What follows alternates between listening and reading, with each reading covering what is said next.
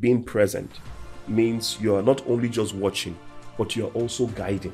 And that place of guidance is what is most important. We never had conversations with our parents. I had friends who would say to me, they never had a sit down to talk to their parents. But today, we are seeing that it's non-negotiable, especially if you're going to channel the child's energy or channel the child's thoughts into things that are going to be productive. You have to show them why, because by default, the world is not going to show them the way that is entirely positive. By default, the world is going to lead them to those things that basically makes them feel good.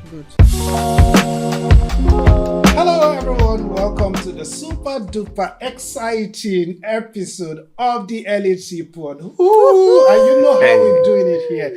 We give you the best of the best. It is the Lighthouse Conversation where we educate, entertain, and inform you in all sphere, all sector that you can ever think of. And you know how we're doing it. I'm not here alone. I have my co-presenter here. Lola, what's up? Lola in the building. We're far off today. You better recognize. Right? On the podcast. How's it been? It's been good. You know, they say life happens and everything, but everything has been...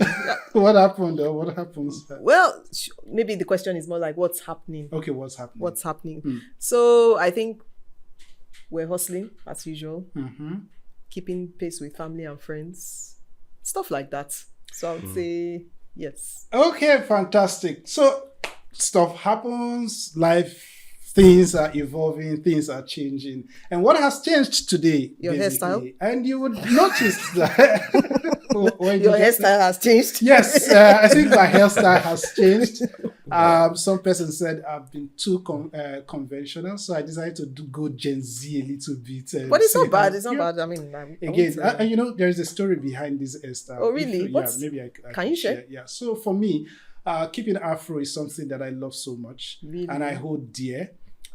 So I'm also reminded that I don't have to worship the hairstyle. So once in a year, or sometimes I just cut and then feel, just so that I am not boxed with keeping that hair. So I just cut it in whatever way I want, so that at the end of the day, I can do it with the hair, and I won't feel. Oh, that's interesting. Yeah, I won't feel bad about it, because it's sometimes kind of when you keep hairstyle, you want to look a particular way, so it becomes something very. You look at it and say, "Oh, can I do this or not?" But once you do that, mystic around it, it's kind of you know. It's interesting, you know, because you're talking about it, and it's kind of, so it resonated with me because it speaks to bonding. So it's okay. This is my image, and I'm trying to divest from this specific image. I'm trying to go into a different perception of who I am, so that they don't wake up tomorrow and say, "Oh, this is Emmanuel," and you're seeing the same old. So it's good to change things up once in a while. Yeah, talking about changes, you would also say that our background has changed, yes, right? So it has, and I'm loving it. Yeah, and today we're shooting out of the studio. And why are we outside? doing? Yeah, we're outside. Why are we doing this? It's because we want the best of the best content for you, something that will inspire, motivate you. And because of that, we are shooting outside the studio, and we have a very, very big guest in our midst today. As always, you know how it goes, right? So before I let the cat out of the bag. The cat. Okay. Carry on. Yes. Carry on. Yes. Carry on. What cat? Yeah, cat. Is there anything wrong with that? No, carry on. Okay. We're going somewhere. Yes, just before we unveil the person we have in our midst, I think Lola would definitely do that. Okay, so So what do you have for us? Ooh, this is the part I love, because I build suspense, and Emmanuel is like, out with it already. So no time. No, there's time today. Okay. So we're talking about, earlier we were talking about bonding, and there's something that we can all resonate with, which is bonding with your family, bonding with your children. So we thought to ourselves and said, you know what, let's talk about parenting today. Let's talk about parenting, but not just parenting. We're all parented and everything. So let's drill it down to the latest generation of parents. Well, Okay, are they the latest? Yes. Millennial parents. Oh, you also have Gen Z parents already. We have Gen Z. I think Gen Z is coming up to their 30s now. Okay. Yeah. Possible. Yes. Okay. So let's not say latest, but yes. So we can say the most recent before the latest set of parents, which is millennial parents. Fantastic. So we're talking about millennial parenting today. And who do we have? Who better to discuss this with than someone very dear to us? Okay. Someone who is also a millennial parent. He may agree or disagree, but that's besides the point. So, ladies and gentlemen, we're happy to introduce to you Kayode Odetola. Thank you. Yay. Thank you very much for Kayode. having me. Hi, on board. Kayode. Thank you very much, Emmanuel and Lola. It's a pleasure to be here today. And I'm excited listening to the awesome work that you guys are doing. I think Thank you. it's a huge step in the right direction. And Thank you. think very many people, your listeners, will be really convinced and would learn, from a day-to-day perspective, on these conversations that are really lighthearted and make for better listening. So thank you once more. Thank you. Thank you for coming. And thank you for honoring us, honoring the invitation. It's a pleasure. We appreciate you. Yes, talking about parenting. So, Kayode, you're a parent. How has it been? Let's start from there. Great, Lola, thanks. And I would want to maybe basically just start off from the example you used initially when you said there are some people who are just becoming parents and there are some people who have been categorized as a millennial parent. I'm probably struggling to find out who the millennial refers to. Maybe it's the children or the parent, but by and large, I think the point here is parenting cuts across all spheres. And I think for me, if I would use my case as an example, I know there are several dimensions that we're going to be looking at this from, but I think to keep it very simple and just really set the tone for today, it is really just the act of trying to make an individual a better version of themselves. And I don't want to call it an individual by just saying anybody, but these are children whom you are first and foremost a custodian to. Not only are you just the father or the mother, but you have a custodial role to nurture them and to make them the best version of themselves. So it's a journey that starts from the first cry, or maybe we should even go back to when the mom feels the bump and knows that there is something there, until the point where the child comes out. And, from that day, it's a whole new world of experience for both parents. Wow. But I think let's start from there and then we can take it on. Yeah. Okay. Yes. So Fantastic. I can imagine that for you it's been a journey not just filled with challenges but overall rewarding. So you're right, Lola. Rewarding, yes. Okay. Challenging, very well, yes. But I think the good thing about challenges is you also learn, along the way. Right. I have 3 kids, my eldest is 18. Wow. You don't look it though. Well, yeah, that's what most people say, but probably started early enough. He's 18. My 2 girls are 15 and 13. Wow. So I hung my soccer boots about 13 years ago. You've been at it for a while.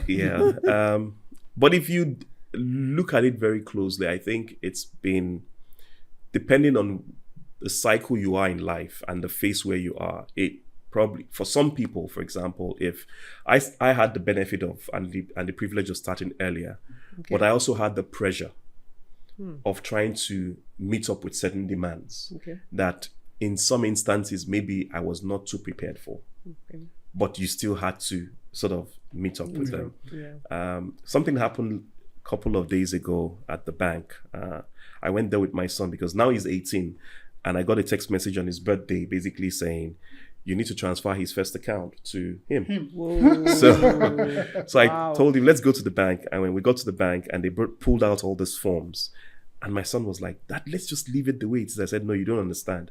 I don't want to keep getting your text messages. I don't want to keep, monitoring every kobo that you spend, because I feel that to a great extent, I'm not giving you the liberty to be who you want to be from a financial angle.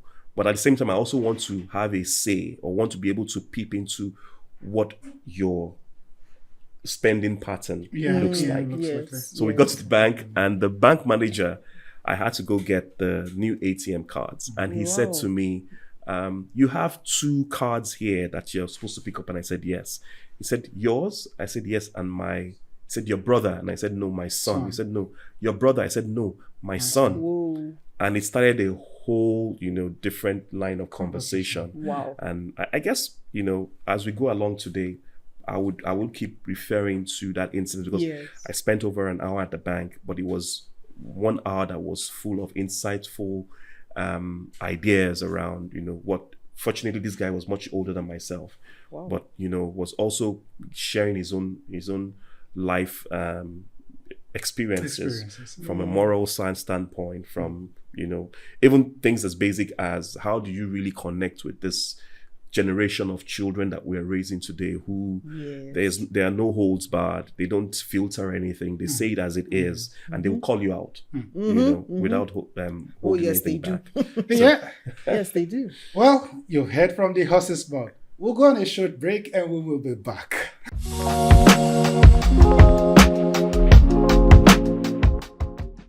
All right, welcome back. Well, we've been discussing millennial parenting, right? And so far, Kayode has been immersing us, baptizing us with his experience and wisdom so far, right? So, Kayode, you've said so much, and what piqued my interest in this whole conversation is how you've been able to navigate through the years in bringing the kids up and handing over the accounts to them and beginning to show your first child how to take responsibilities in terms of financial management, henceforth, even if he still needs certain guidance. One question that I would like to ask so far is, how has the journey been, knowing that they are exposed to tech, and you're not just speaking basically to your kids now, but generically, they are exposed to tech, so much information out there, and that is constantly impacting on upbringing so far. How have you been able to navigate that? Great, Emmanuel. I think that's a very good point that you have picked on. But maybe just to backtrack a bit, I would want to probably start off using a reference point. Okay. The experiences of parents today would, to a large extent, also determine or depend on what they were exposed to. So if we take it back, say 20, 30 years, most of us were still, young. Yes. We had parents. I think in our own time, and I would speak for myself, my dad was someone who was very gentle. He was also very open to engaging. Okay. And he always believed in you trying to do things yourself. Whereas my mom, on the other side, was very strict, and she was a no-nonsense person. And most of the time, what we saw was their approach to dealing with issues sort of complemented each other. Okay. So if we did something bad, mom would raise hell, fire, and brimstone. Dad would come around and help us to understand why. Right. Yeah. Now, that has been my own experience growing up. So when I became a parent, the first thing I said to myself is, how do I want to nurture my relationship with my children. Yeah. I don't want to be a father who is away.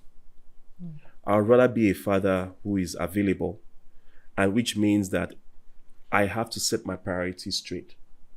And whether I like it or not, it has also sort of influenced the kind of jobs that I've found myself doing, because I always want to try and make out time for them. And the reason is not just because you want to be with them. So oftentimes we hear things, I'm not sure, we hear a statement like our lives were not carved, that our lives were chiseled, more or less breaking out the rough edges. The children that we are raising, the kids that we're raising, are in a very peculiar world, very much different from what we experienced. But the basics or the foundation of engaging them has not changed. Okay. And that is one key point that we must note. Okay. What we need to do as parents, the foundation is first and foremost being there and being present. Do you think that parents are there for their children? Well, as much as it should? Well, it depends on how you slice and dice it. Okay. I think to a great extent, any well-meaning parent would make out time for their children. We know that today the world of work has also changed. We know that it's economy-wise, it is also extremely challenging. So what we refer to as always being there or being present may mean one thing to Lola. I may mean something else to you. Absolutely. You know, I might believe that being present for my child means being available 2 weekends a month to spend time to either go and watch a movie with them or play football with them or even play, video games with them. Mm-hmm. To somebody else, it might be being able to pull them around at the end of each day, right? And spend some time reflecting on what their day has been like, what they've learned today, depending on how they are brought up. Mm. There is no one size fits all. Yeah. But we know that as we continue to raise children and as the world evolves, there are certain things that we cannot take for granted. We can't take for granted the fact that we must be there. But over and above being available and being present for them, it's the values that you want to instill in them and how you go about actually actualizing that as well. Yeah, the reason why I asked is when you check some of the habits, attitude put up by young kids these days, you question the parenting style. At the end of the day, you see kids who are very nonchalant, who don't even want to take anything serious, who are constantly cap in hands, demanding, and do not want to take responsibilities. And we have these increasing in our society. And one wonders if the millennial parent is actually living up to expectation in the kind of training they are giving to. I'm not saying in all cases, so there are a few exceptional, there's a percentage that's exceptional. But generically, you find out that things are changing. Is it the tide that is changing? Is it the influence of tech that is affecting the moral standard that we currently have? What exactly is informing these changes that we have? Great question, and I think you're right to an extent. I also believe that sometimes statistics also helps us. So let's use Nigeria, for example. We are in Nigeria, yes, right? Nigeria has a population of over 220 million people. Yeah. We're told that, or we understand that more than 50% of them, probably about 110 million plus, are below the age of 18. In fact, the median age in Nigeria is just below 18. It starts to give you an idea of what you expect to see in the society. Yeah.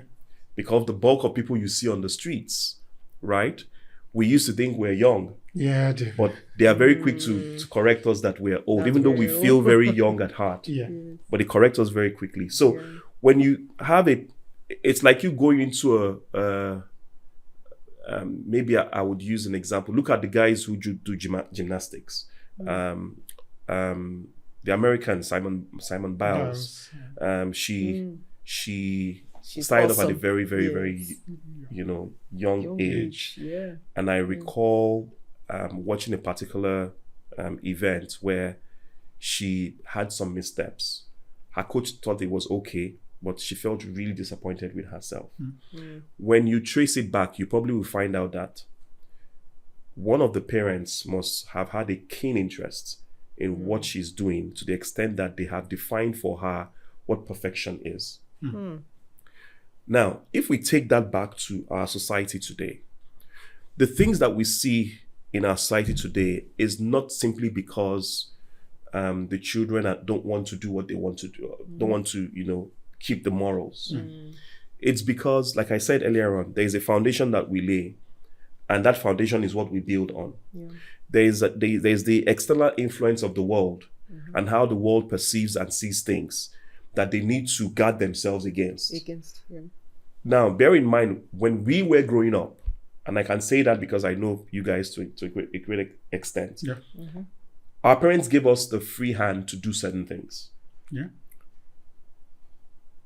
I probably didn't have my dad or my mom by my side when I was going to check my results for my WAEC. Right. Yeah. Right? Sure. I don't think anybody followed me to the university when I went to, start the process of my admission and everything. Definitely. It wasn't even a thought. Really. Great. But today, Today. it is sort of needed. Not because the children are not able to do it, but because we have moved away from a world where some of us will play football from 4:30 in the evening or from 4 o'clock in the evening till 6:30, and we'll go to the tap and wash our legs, look prim and proper, and pick our notebook from the side of the road and pretend to our parents like we're coming from lesson. The lesson. Right? Yeah. But the truth is, we were smart enough to know what was expected of us. And so the pressures that we see today were not entirely present in that way. And so we could channel our energies into sports. We could channel our energies into extracurricular activities. We could channel our energies into anything. And our parents, in many instances, would just give us the free hand to be able to do it. Today, we cannot allow that freedom to that extent. Right. Reason being that, like I've said, the world has transformed totally. Right? So, for example, and I know we're going to talk about technology, but let's look at social media. Okay. A child from the age of 10 wants to own a phone, right? And you often ask yourself, what's a child, at 10 years old doing with a 10-year-old child? What's he or she doing with the phone? And there'll be arguments for and against it, particularly because the part of the world where you stay also dictates how these things work. Yeah. So, if I feel that a child needs to get a phone, what are the things that he or she needs? Should I get the child a basic feature phone that only has games like, the snake and all of those things on the phone? Because at that point, that's all they need, right? But if they're in a class where by the time they get to age 13, and everybody in their class has a smartphone, they will start questioning why they don't have a smartphone, right? Yeah. So those kind of behaviors need to have been managed from day one. Knowing that, yes, I can see that 5, 6, 7 people in your class have a smartphone, but I don't think you need a smartphone right now for the following reasons. And maybe to backstep a bit, that is when I say being present means you're not only just watching, but you're also guiding. And that place of guidance is what is most important. We never had conversations with our parents. In fact, I recall that I had friends who would say to me, they never had a sit down to talk to their parents. Right? Yeah. But today, we're seeing that it's non-negotiable, especially if you're going to channel the child's energy or channel the child's thoughts into things that are going to be productive. You have to show them why, because by default, the world is not going to show them in the way that is entirely positive. By default, the world is going to lead them to those things that basically makes them feel good. Okay, thank you very much, Kayode, for that exposition, I would say. Pleasure. If you look at it, if I understand correctly, you said that the presence of parents differs. What used to be in the old may not necessarily be what we have now, may not necessarily be what we have now, but it doesn't change anything. But when you look at comments or commentaries in the society, people are saying that there is the school that thinks that the millennials are more upright when you compare them with the Gen Zs. And if you say that the presence may be in different form, how come would you agree to say that the millennials are more upright, when morally upright, when you compare them with the Gen Zs? Interesting viewpoints. Very interesting. Right. But I want to look at it from two views. I would use the words instruction and engagement. Okay. If you look at the generation of millennials and just I think before the millennials, we had the baby boomers. Yeah. The dream that was painted to many of us was go to school, finish with good grades, get a job, and work your way to get to the top. Yep. There is a process that is defined. You don't rock the boat. You don't ask questions. You're almost instructed on the way to live life. And that is what we inherited. Yeah. Right. We expected that the world will work in a certain way. We expected that we would grow old and do certain things. Right? So if you look at the millennials, a lot of their lifestyle or the way they view life has been more from an instructive standpoint. So everything has been tailor-made and created in such a way that it's almost sequential, right? Yeah. I don't think I had people in my times in my 20s who would ask their parents why they need to go to school or why they need to go to or finish up in the university. Yeah.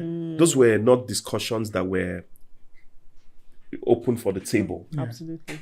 So you had an instruction, you have to go to and school. you had to, the ones who were bold enough, most times would probably study a course that the parents had said they should study. And then, they will come out and say, now I've studied the course For you. Now I'm going to do what I want to do. And those they're few and they're few and far between. Very few of them who had, that boldness to be able to do that. When you now come to engagement, we realize that the children, the Gen Zs, that as we refer to them, are people who are a lot more engaging. They're fearless. Yes. They're fearless. Why? I think there's this thing that comes with knowledge. They say knowledge is latent power. Yeah. So Right. it's a generation that is potentially has access to knowledge because of the way the world has been crafted, because of the impact of social media and the internet. So they're a bit more potentially aware of their rights, aware of the fact that they do not also like the position in which they see their parents. And they think that there is a lot that can change. And of course, we're used to that slang in our own side of the world, which says, Soros, okay. Yeah. It's a slang that was Yes, very right? much Yes, alive 4 years ago, and sometimes up until now you still hear it. And when you look at Kenya, for example, look at the events that have happened in Kenya, and look at the median age of the people who have taken part in those riots. Yeah. They're in their early 20s, and these are people who very well understand what they are fighting for. And they were able to get to the point where, in unity, they decided to demand for the things that they wanted. But why I say engagement is what makes the difference is, with instruction, chances are that you are going to toe a certain line. And that line is meant to, if you follow the rules, lead you to a safe place. Yes. With engagement, you're going to ask 1,000,001 questions, but you are also going to have to decide for yourself where you want it to lead you.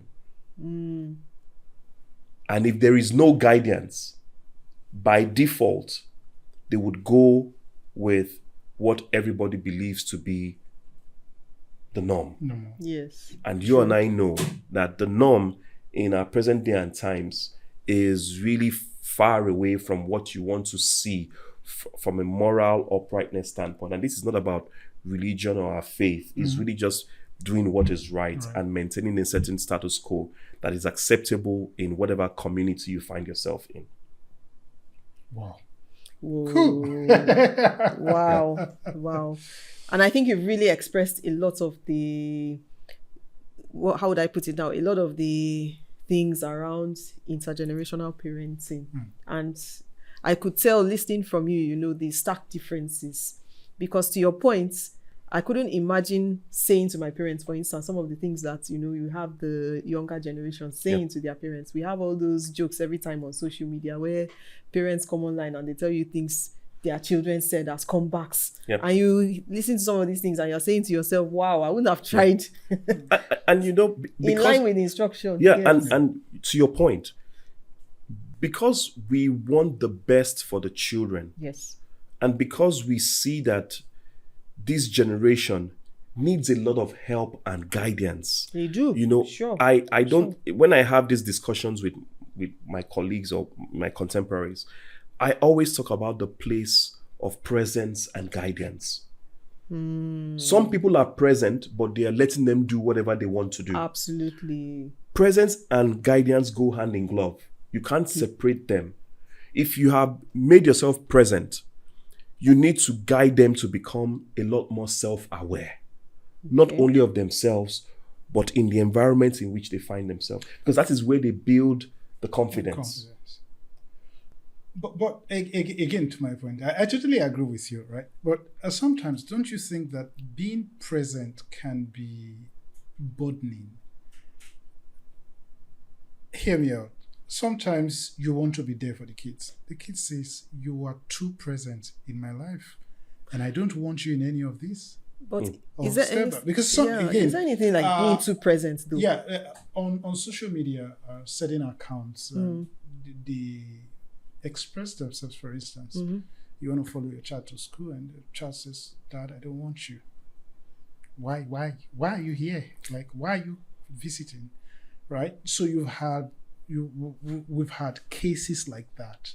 So at what point do you know your limits where you need to draw back? Because sometimes this is the same thing that we've complained about. I recall that each time I'm traveling, up till now, I don't tell my dad the exact time I'm leaving. And when I arrive, I can tell my dad I'm traveling tomorrow. Possibly I'm traveling today.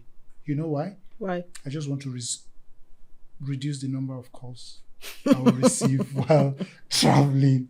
So I'm usually not, okay, you know what, just let me, either I'm traveling. Once I get there, I can call and say, you know what, I'm here now. But for every 1 hour, top of the hour, you would get a call. And that's stressful. And sounds stressful. You understand? You will get a call. And for me, that is, it's beyond, it has become being Too present. Too present to becoming a burden where you would have to pick calls every hour. Right? So what do I do? Should I say? I had to devise a means, and it's basically, okay, oh, Dad, I'm traveling day after tomorrow. You say, okay, fine, no problem. I'll keep in touch, no problem. But I know I'm traveling tomorrow. So I travel. He calls, I'm like, oh, sorry. Or maybe I will call him and say, oh, sorry, I'm already here. What happened? Plans changed. So I do that. Right? And it's because I know my parents and I know how they react, how they can constantly follow up, want to know you're fine and all of that. And sometimes it becomes a shackle. So, Emmanuel, to your point, and this example you've given is a very classic example. Okay. There are ways by which we interpret some of these calls. So, if a father or a mother can't be too present in their child's life, they can't be too present because what I mean by that is we're first and foremost custodians. Yeah. Okay. These children have been given to us to nurture. Right. And nurturing is a process and it takes time. If you want it to blossom and blossom the way, you would be there every step of the way. Right. Societal pressures and influences. Sometimes a child, a 15-year-old girl, sees that her colleagues or her friends, the parents don't bring them to school.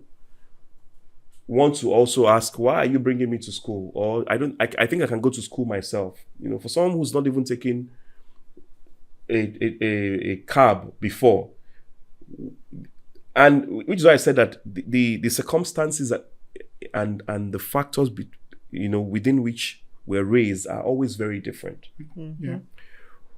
We want to be present, right, as parents. Yeah. Okay. We also want to give them room to express themselves. Okay. But like the eagle, who would allow the eaglet to fall, in a bid to try and fly, and would watch it all the way till before he hits the ground, before he goes to pick it up. If it refuses to spread its wings, it would do that time and again until the time when that eaglet opens up the wings and sees that, there's a different world, in it. We have to be there for these children, and we don't have that choice because the world is going to define for us what those children ought to be.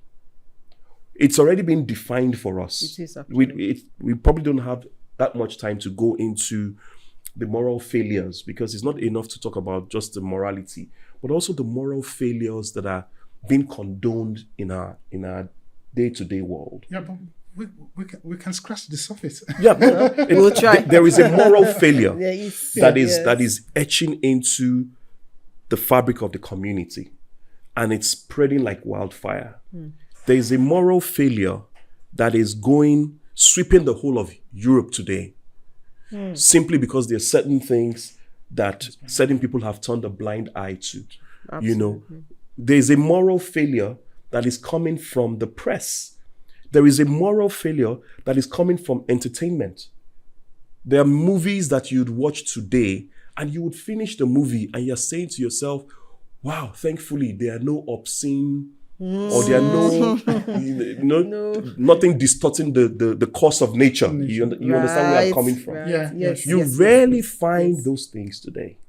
And why am I saying these are influences? We spend the greater part of our time listening, watching, viewing. Absolutely. Why do I talk about the place of presence and guidance? It is what they see us do that they will do. No matter how bad the world becomes, when you make up your mind to nurture your child in a certain way and in a certain direction, I like to quote this saying. It's found in the Bible, but it's a saying that I think has also helped me to sort of focus. When I say it to people, I don't quote it like I'm quoting the Bible, so it doesn't seem like something too burdensome. It says we should walk out our life, right? Yeah. An extension of our life is our belief, our salvation, with fear and trembling. Yes. I tell people, You have to work out parenting with fear and trembling. You have to work out the need for you to be a better version of yourself with fear and trembling. It's a conscious effort. It's not something that happens whilst you are folding your arms. At all. Right? It is a conscious effort. And what does that fear and trembling mean? It means that there is a place for you to sit down and count the costs and understand the path that you want to take and stick to it no matter how painful it is. We go to the gym to get in shape, right? We eat certain foods to remain healthy. We stay away from certain kinds of, medications because we know it has impact on overworking the kidneys and all of those things. But we learn those things and we try. It's difficult.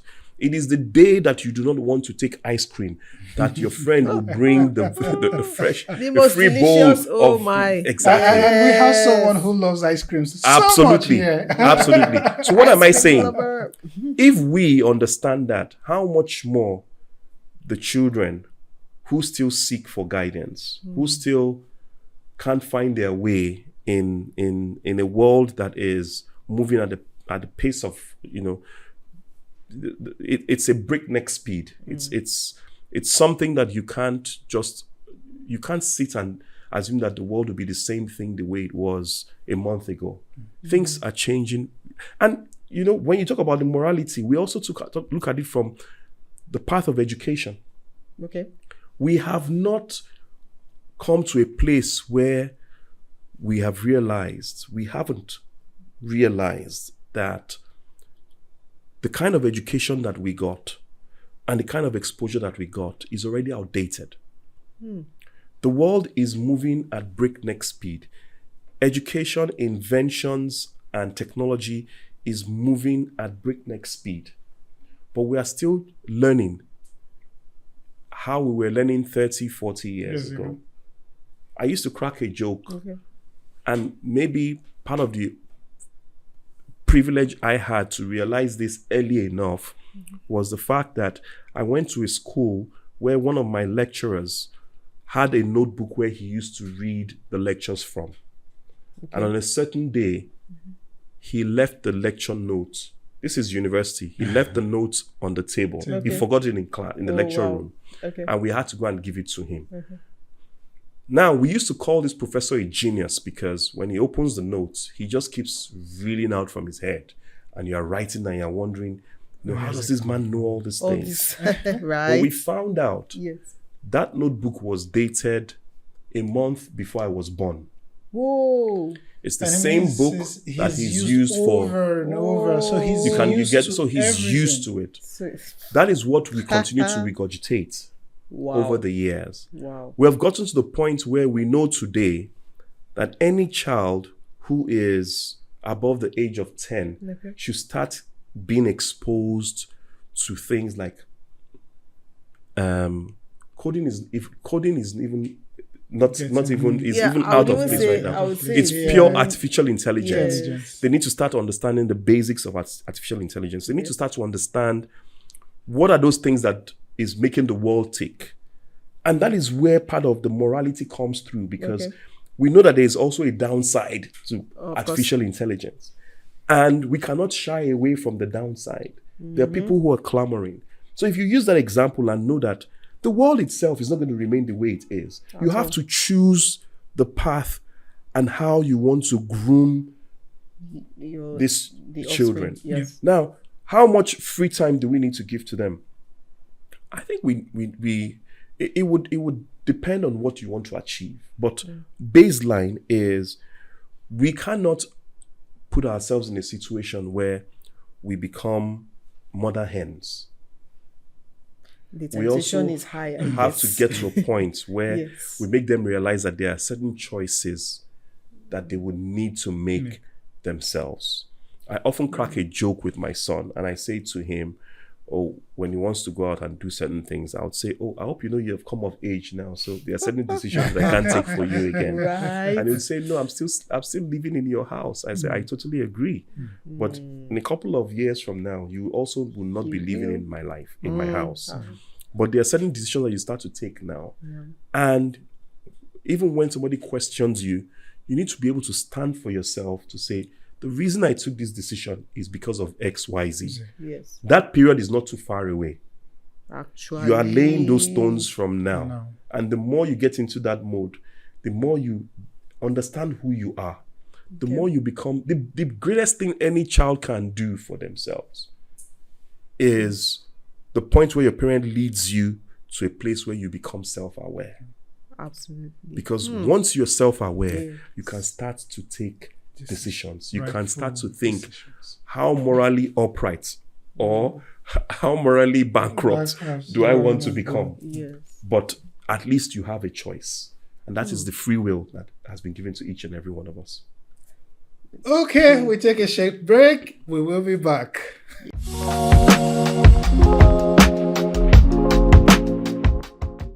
Welcome back. Yeah, Lola. Yes. All right. Thanks, Emmanuel. So, Kayode, you raised a very important point about the role technology is playing. So, I'd like us to examine that a little bit more closely in terms of the role that technology itself is playing in the raising of today's children. So, back in the day, we always had this thing where, of course, it was said that our parents had more time for us because there wasn't technology distracting us and everything. But now... Yeah, because you were raised manually. Me or you. Okay. Exactly. All right, yeah. So, yeah, exactly. And then, we now have the technology age, and then we're talking of children being given, well, let me be more specific now. The younger children, for example, we have busy parents. Most parents are out earning an income. So what they do is they outsource the help. And part of outsourcing the help is getting some entertainment for the children. So you have scenarios where instead of talking to a 1-year-old or, giving them some bits of guidance, you just put a tablet in front of them, put them in front of the TV and play cartoons for them for a significant portion of the time. It has been argued that this is dumbing down children because it is not giving them the room to develop emotionally. Rather than connecting with other children, they are more internally focused, so they do not know how to articulate their emotions well. And even in the younger generation of children, you're beginning to see some things where they lash out at people around them in ways that children of previous generations didn't. Because, we mentioned earlier about taking time out after school, going to play and all that. They don't have any of that these days. How do you think that is impacting this new generation of children being raised by millennials and even the generations after that, the ones that would be raised by Gen Z and so on and so forth, now that we have technology fully in the picture? So technology has come to stay, and you raise a very valid point, Lola. Okay. Technology is no longer a choice. It is something that has been etched into the fabric of the community, and as the world evolves, as days go by, it's going to get better or worse as the case may be, and children are not shielded from this as well. I think dumping down on them, and you made a very valid point earlier on where you spoke about the absence of parents or blocking the time of being able to build emotional connection with gadgets to while away time. And sometimes some parents will tell you certainly there are some valid reasons for it. So others will tell you, obviously you need, but again, the point I'm trying to make is all of what we're discussing today still boils down to the fact that the outcomes that we want would usually be a choice. Right. If I share my own personal example, when my son was 2 years old, from the time he was 6 months till about probably almost 2, myself and my wife were gainfully employed 9 to 5. Okay. We will take him to my mother-in-law's place on Sunday night because work starts on Monday morning, and we go pick him up on Friday night after work. Yes, so we wouldn't see him throughout the week. Now, it's a no-brainer after a couple of months, the young toddler started to call grandma, mama, Yeah. you know, Oh, wow. and mommy. Wow. And didn't really recognize the mom as His mom. such. I'm a bit more playful, you know, with kids. So he and my father-in-law was not the playful type. Yeah. So nobody could take my own place, because when he saw me, we would play, you know, throw him up, you know, do all sorts, and he could recognize Dada. Okay. But it was a concern for my wife, and it was a huge concern because I saw that that bond was not really being built the way we would have loved it to be built. We had to make a decision. Okay. My wife quit work. Wow. She quit work. At that time, she had only worked full-time employment for about 3 years. Okay. And she quit work. Okay. And she's quit work for close to 15 years now. Whoa. That's a massive sacrifice. But yeah. this is where it gets interesting. Okay. When I'm at work and it's 2:00, I get colleagues who are, you know, already panicking because they need to be sure that there's somebody at home to receive their child. They need to be sure that everything is, you know, all their ducks are in a row. They need to hope that there is no meeting that they will be stuck in, because even if they want to go and spend their break time to quickly pick up the child, you know, nothing gets in the way. Sometimes it gets so heated that they forget, and then they have to call the school to get. All of these things are not the actual design that, you know, the economy. I don't want to use the word economy loosely. It's not the actual design for how we should actually, you know, nurture these children. And that's why I started off with the place of presence. Okay. Yes. Right. Yeah. So I was fortunate enough to have somebody who was at home full time Wow. with them. Yeah. Wow. Now, we also had to pay a price. Yeah. We couldn't travel like my other friends who earned so much, had 2 income. It was a 2-income family. You could travel and go for summer and do all of those things. Yeah. We couldn't do all of that. We couldn't afford all of that because it was a 1-income family. My wife had to start a small business on the side, also to sort of nurture herself and just ensure that she kept going. But it was just a small business. It was to keep heart and soul together. And so she also doesn't lose out in the advancements that are happening from a technological standpoint. True. Absolutely. But on the home front, it was a win for us. Wow. Because Amazing. when I think of my colleague who is, you know, panicking frantically, I tell myself, that action, that situation is what money can't buy. Wow. That's the way that is what money cannot buy. The fact that I am here and I know that the children are safe. There's no amount of money. That peace can of mind replace it. alone. Wow. Exactly. Wow. I think that was a really courageous decision. And really, yes, so, but now we're seeing the children become what we want them to be. My son is a tech freak. You know, he's fellow techie. Hey. you know, he's studying computer science. Nice. At the university. And when you ask him what he wants to do, again, remember that in our own generation, we were told what we should do. Yes, pretty much. Profession, you know. Yes. be an accountant, And he's thrown out lawyer. all sorts from, he wants to do hardware, Okay. you know, he wants to focus on hardware, he wants to code, write programs. Okay. He wants to go into, you know, other programming languages. He probably also has interest in AI. Yeah. But, you know, it's bits and pieces everywhere. Yes. And what I've tried to do is not to get into that, you know, that space, because I also believe that that is where free will comes in. To say, allow them to find their footing. So we have an idea, this is what he wants to do, but we don't know which area, which aspect. Okay. Fortunately for us, he came back from school, said to me that his laptop, that the operating system, the laptop sees his operating system as a virus. I have no clue what that means. Yeah. So I had to call a tech friend, and I noticed that they were on a WhatsApp call for close to an hour. Whoa. I took a walk, you know, a 30-minute walk. I came back again. They were still on the call. And at the end of the call, I had to call my friend to say, what were you guys discussing? I was like, oh, I'm excited for your son. I think he is very smart when it comes to systems administration. And I think he has a knack for AI. Amazing. Now, I had to hold those words. And I went back to him to say, my friend spoke very highly of you, and I'm impressed. And he says these are the areas that I think you should be looking at. Now, what have I done? I have not said this is what you must. I said this is where somebody who will feel the same should be looking at.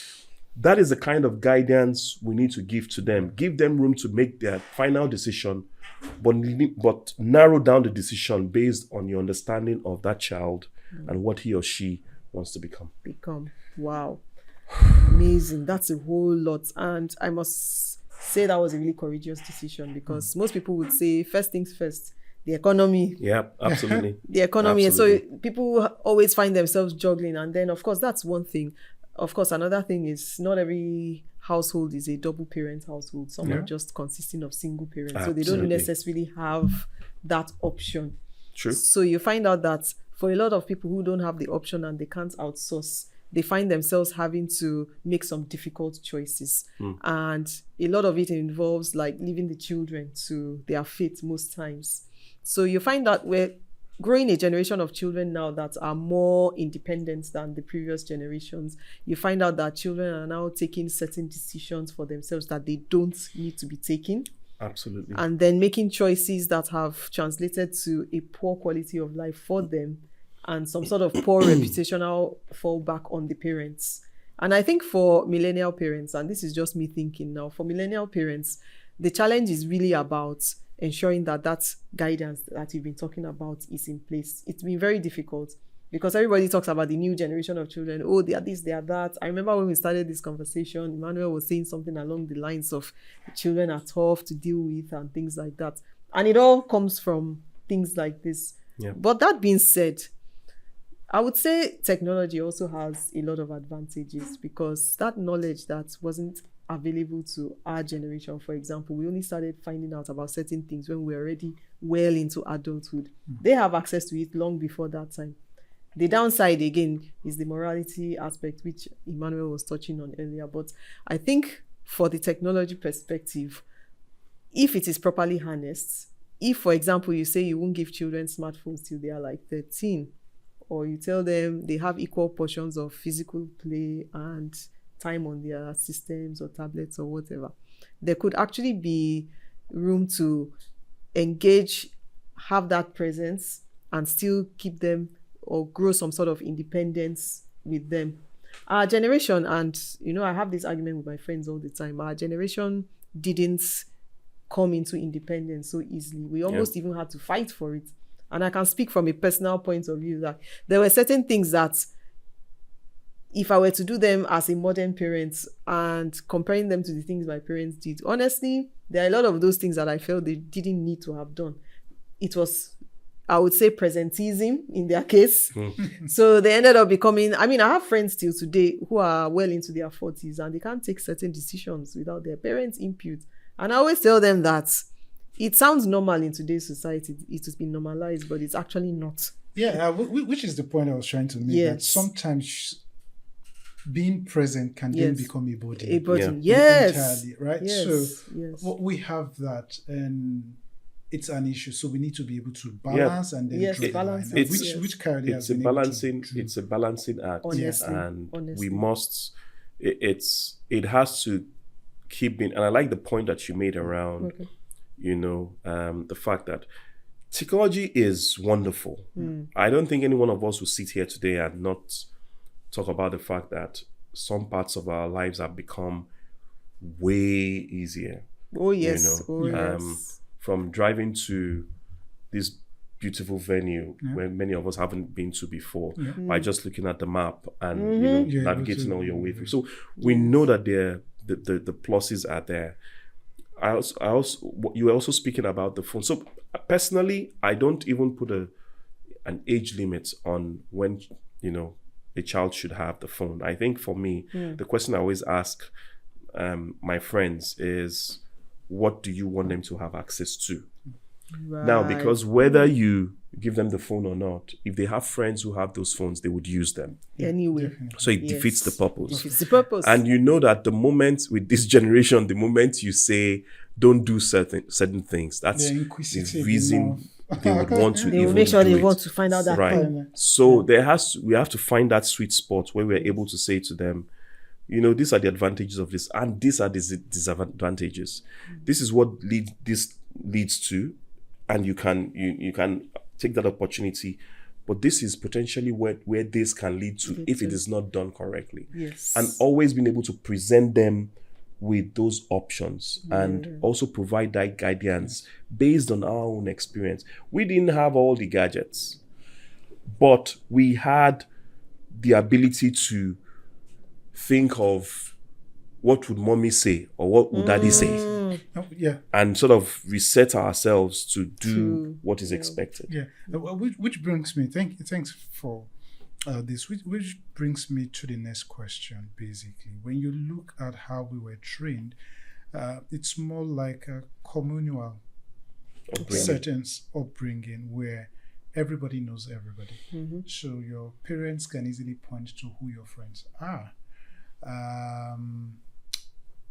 Family, extended, nuclear friends all have say in what you do. They see you where you're not supposed to be. Mm-hmm. They're able to either report you. You know that once they see you where you know that once you are found where you ought not to be, whether friends to your parents or someone who lives around you, you know that information will get to your parents. Yep. And there are sanctions. And then you're in trouble. For that, To put it mildly. In this generation, community are no longer defined.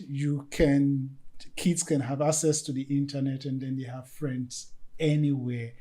How, as a parent, how do you then control and ensure that the kind of friends that they keep are not the ones that can influence them negatively? Because the internet is there. Yeah. They all have access to it. Mm-hmm. And they learn more from that than their immediate community.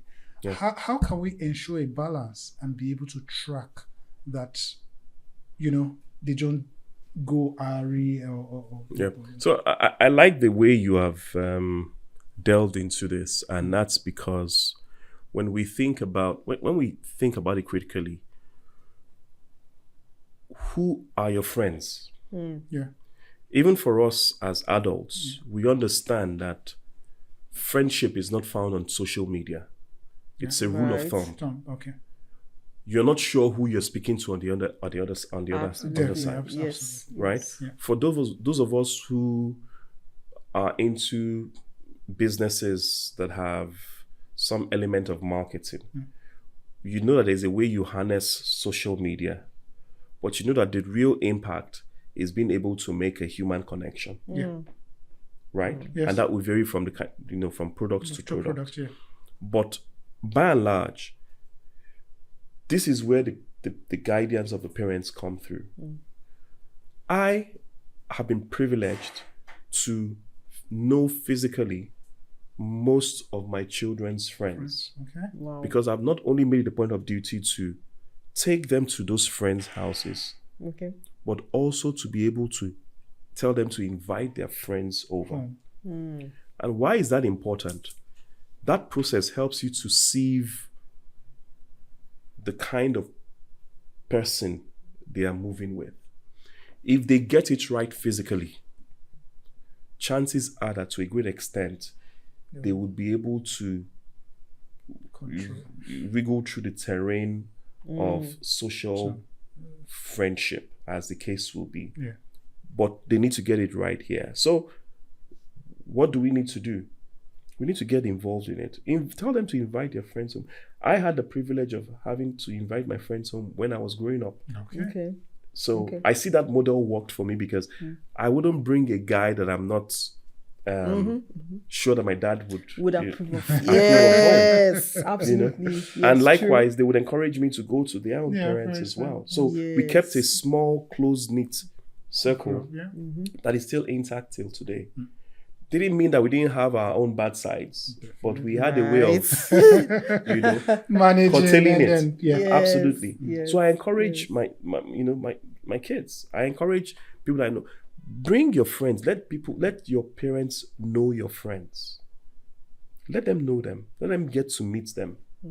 Right? Because it's the only way you can also ask yourself. Through this process, we've been able to weed out 1 or 2 friends. I said, wow, the feedback we're hearing from school about this person is not good. And these kids will go to them and say to them, you're behaving this way, I don't like it. I don't think, and because they're very open about these things, they're able to cut off those friendships. Okay. But it's a learning process for them as well, because as they grow older, these are decisions they will have to take. They will have to cut off certain friendships or certain relationships. But they have to learn how to do it without feeling emotionally bankrupt or feeling bad that they've done something, not good. They have to start to learn from now. And so that for me is one way that works. Okay. The other way, obviously, is social media has to be controlled. Okay. To a great extent. It does. Unfortunately, social media has been designed not to be controlled. It is free for all. Yes. But we need to teach them, as far as we know and with what we've experienced, how they need to do certain things. Unfortunately for us, some of these kids are even smarter when it comes to navigating the social media space than ourselves. Yes, but true. And erase tracks. Good. But our experience of the world and the realities that are out there come as lessons to, better help them make, good decisions around the kind of things they can do on social media. But there is no one size fits all approach. It's really just being able to play the part that you can play and nurture the ones that you think require them to make choices. All right. So it's been a very robust conversation. Thank you so much, Kayode. And we've talked about a lot today. We've talked about the impact of morals. We've talked about the impact of the ethical aspect of millennial parenting. We've also talked about technology and the role that it plays in parenting. And based on everything you've said, there's one thing that really comes to light, which is the fact that balance is required, whether it's the deployment of technology, whether it's being present with the children, even the way the upbringing itself is being conducted, balance is just required. You talked about guidance and you talked about how it's stark contrast with how we were raised, still underscoring the need to ensure that that's properly done and in place. So I'd like to just say, in conclusion, what would your thoughts be in terms of navigating the challenges that parenting brings to millennials? Because in the next 10 years or so, their children would become adults, and then, in fact, I would even say that will happen sooner. So there will be additional challenges to navigate now with adult children and all that. But as of now, that we're still having this, they're still having young children and everything, how best, from your own experience, would you say millennial parents can best manage the relationships with their children while ensuring that they grow into wholesome individuals? Great. Thanks, Lola. And I think you've done a fantastic job in summing that up as well. Yay. Thank you. I wish there were a rule book. I wish there were certain steps. But the truth is, navigating the terrain of parenting is often challenging. Quite nebulous and cloudy as well, but it in the long run, if done properly, has huge benefits. Yeah. What I can say for a fact is, one, we do not have a one-size-fits-all approach. In fact, you're right. 10 years from now, some of what we may be discussing, we may not even have a choice, because they probably would be featuring as part of our day-to-day lives, especially when you look at things around technology. Yeah. Yes. Right. Yes. So how will I sum up today's conversation, I'll look at it from two angles. And the first thing I would say is, we as parents must understand that there is a role of, we have a custodial role. And because we have that role to play, we must make room for the ability to give instructions that must be followed. These are not painstaking instructions, but these are instructions that must be given in love. In love, okay. Yes. Okay. Basically, because you have the child's best interest at heart, and you know, because you have gone ahead of them, to know that these instructions will set them on that right path. The flip side of the coin is that we must be very open, extremely open to engagements. This generation and subsequent generations will be asking of us questions that we dare not ask our parents. We must calm down or come off our high horse, see ourselves as those children, and be willing to engage at their level. And the engagement is not because you want to prove a point to them, but because it is an invitation to understand their own psyche and their thought process, and by extension, their decision-making abilities. That engagement is there, and it must be robust enough to allow them to explore the expanse of options, opportunities that they have to come out, to where they want to be. And if it turns out to be what you want for them, then you're aligned. If it is not, then we need to look for a way to help them understand why as well. But it must still be through the process of engagement. That, for me, I think, is the magic ingredient, regardless of which generation you find yourself in. There must be instructions that will guide you to life and living well, and there must be engagements that open up your ability to reason and take better decisions. Amazing. So at the end of the day, there is a rule book. Well, if you say so. All right. Yeah. I think for me, my take home is that as parents need to be conscious, and it's basically how I put it, that parents need to be conscious of how they live their lives, because their kids are also learning fast, and they're learning from them. And we must live the society better than we met it. And it basically means that you must do the right things at the right time. Whatever you're not proud of, please do not do it, because your kids are also watching at you, watching you. So would you prefer that they pick that up? And in future, when you see those things, because we're in a digital age, we are. These records can be there for them to watch permanently. Would you be proud of what you've done in the past? This is a $1 million Emmanuel, you're giving daddy vibes. This is the $1 million question. Would you be proud of what you have done 10, 20, 30, 40, 50 years from now? I leave it at that. On this note, we'll call it a day. I hope you have enjoyed every bit of this conversation. Thank you very much, Kayode. Thank you so much. Thank you. And maybe we'll put him on the spot here. We might just be based on popular demand. If you find this episode very interesting, please drop a note. Tell us you want him Let back. us know if you want Kayode back. We'll take the evidence to him. Absolutely. And trust him. We'll get him back here to discuss something entirely different. I hope you have enjoyed every bit of this conversation. You know what to do. You know what? Just subscribe to the channel and drop your comments. We'd also like to know or hear from you. What is your thought on this topic, right?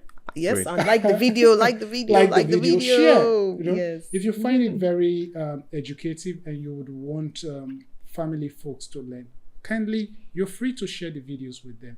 Let them see what we're doing on this platform. From me, it's bye for now. Bye. Bye, everyone. Bye.